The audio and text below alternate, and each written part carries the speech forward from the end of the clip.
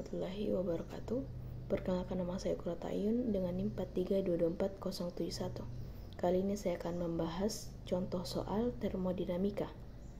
Diberikan 2 kmol gas oksigen yang dianggap sebagai gas ideal mengalami dua proses termodinamika.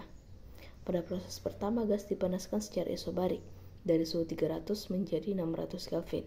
Selanjutnya, gas mengalami ekspansi isotermal pada suhu 600 Kelvin dari volume awal 15 liter menjadi 30 liter.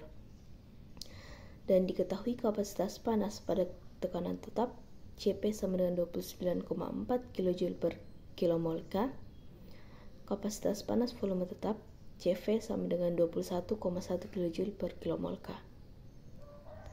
Dan konstanta gas ideal sama dengan 8,314 kJ per kilomol K.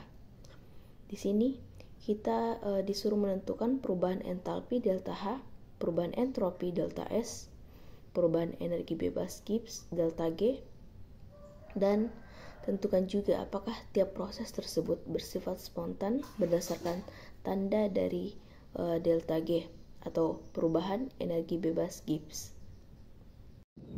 Terlebih dahulu kita tentukan data yang diketahui dalam soal, yaitu N, Cp, Cv, R, dan volumenya. Volume pada keadaan 1 dan keadaan 2. Pada keadaan 1 atau isobarik, suhunya dari 300 Kelvin menjadi 600 Kelvin. Jadi rumus dari delta H pada isobarik yaitu N kali Cp dikali delta T didapatkan hasil 17.640 kJ.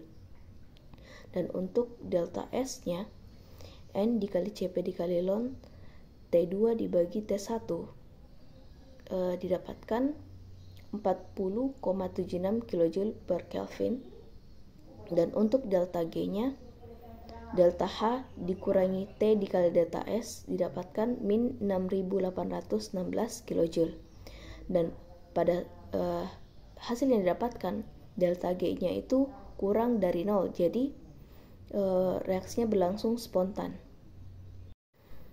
Lanjut ke proses yang kedua, isotermal pada suhu konstan 600 Kelvin seperti pada suhu sebelumnya, dan untuk volumenya dari 15 liter menjadi 30 liter.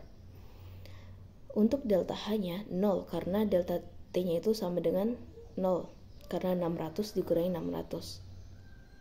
Dan untuk delta S-nya dengan rumus N kali R dikali ln V2 dibagi V1 didapatkan 11,5256 kJ per Kelvin. Dan untuk delta G-nya karena delta S-nya sama dengan 0, maka untuk menentukan delta G itu min T dikali delta S. Jadi min 600 dikali 11,5256 didapatkan min 6.915,36 kJ. Dan untuk reaksinya itu berlangsung spontan karena delta G-nya itu kurang dari 0. Baik, dari hasil perhitungan kita dapat tentukan bahwa baik itu dari proses isobarik maupun isotermal dapat mempengaruhi adanya energi dalam dari suatu sistem. Mungkin hanya itu yang dapat saya sampaikan. Lebih dan kurangnya mohon dimaafkan. Wabillahi taufiq wal hidayah. Wassalamualaikum warahmatullahi wabarakatuh.